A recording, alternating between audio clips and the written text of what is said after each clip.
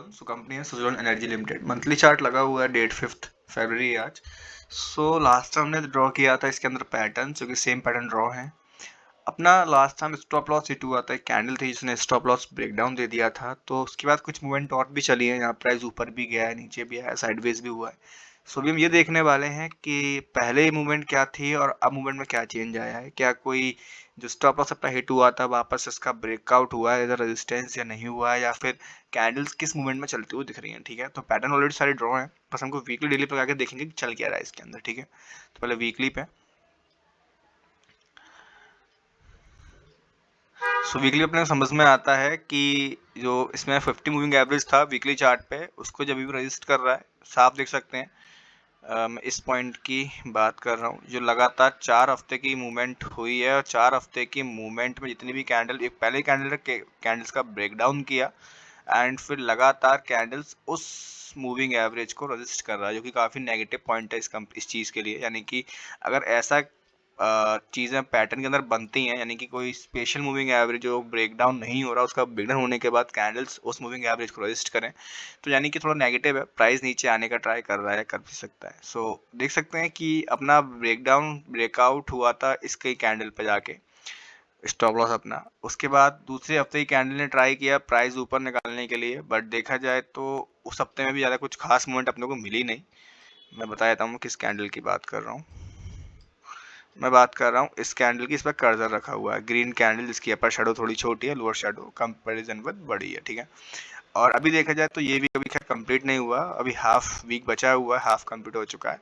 तो देखा जाए तो ओवरऑल मूवमेंट अभी भी एक लोअर लो में है, यानी कि प्राइस अभी तक हायर हाइज में नहीं आ पाई है। एंड जो 52 वीक का जो हाई था, उससे भी प्राइस काफ़ी नीचे है। ठीक है, डेली चार्ट पर अगर प्रॉपर हम देखेंगे तो समझ में आता है कि 3 दिन इस कंपनी में लोअर अपर सर्किट लगे थे। अपर सर्किट लगने के बाद से फिर कंपनी अपने उसी सपोर्ट पे आके रुकना स्टार्ट कर चुकी है, जो कि सपोर्ट रेंज थी कुछ ये। ठीक है, यानी कि प्राइस फिर से अपनी सपोर्ट रेंज पे आके टिक चुका है, और देखे जाए तो वॉल्यूम्स काफ़ी ह्यूज बनते हुए अपने को दिख रहे हैं। ठीक है, यानी कि दिख रहा है कि बिल्कुल टॉप ऊपर से लगातार सेलिंग इसमें होते हुए चल रही है। ठीक है, अब आगे के लिए या तो ये कुछ हायर हाई करते हुए देखे, यानी कि जिस लेवल पे प्राइस अभी है 55-56 रुपए के आसपास के पॉइंट पर अभी जो कैंडल्स हैं, या तो इस पॉइंट से वापस कैंडल ऊपर निकले और फॉर्मेशन बने लोअर हाई हायर हाई वाली, तो माइट भी चांसेस बन सकता है कि प्राइस और ऊपर निकलना चाहने के लिए ट्राई करे।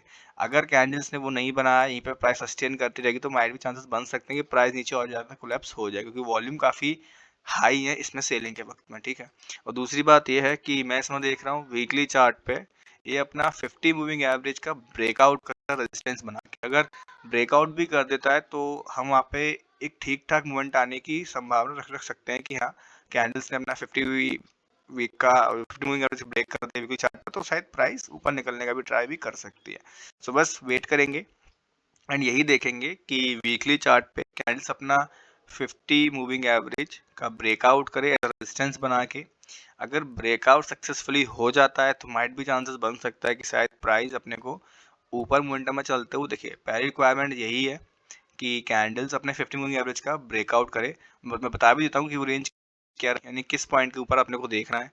तो रेंज रहेगी तकरीबन 60 रुपए से ऊपर, यानी कि 60 रुपए से ऊपर का हाँ 60 रुपए से ऊपर प्राइस निकले, 60 रुपए के ऊपर जाके प्राइस सस्टेन करे। अगर ऐसा हो पाएगा तो शायद पॉसिबल है कि अच्छे अमाउंट आने के चांसेस बन सकते हैं। सो वेट करेंगे, देखेंगे क्या प्राइस ऊपर इसमें निकलेगा या फिर नहीं। For educational purpose only. Thank you watching my video.